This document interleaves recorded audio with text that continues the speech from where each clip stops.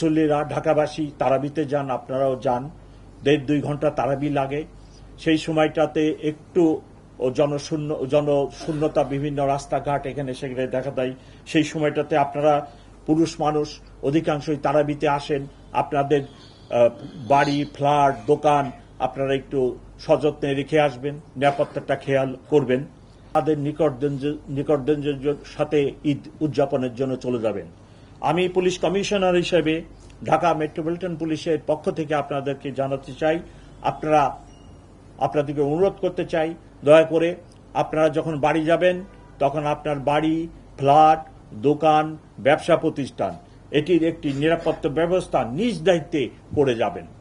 আমরা আপনাদের সাথে আছি। তারপরেও পুলিশের স্বল্পতা আছে, আমাদের লোকও অনেকে ছুটি যেতে চাই।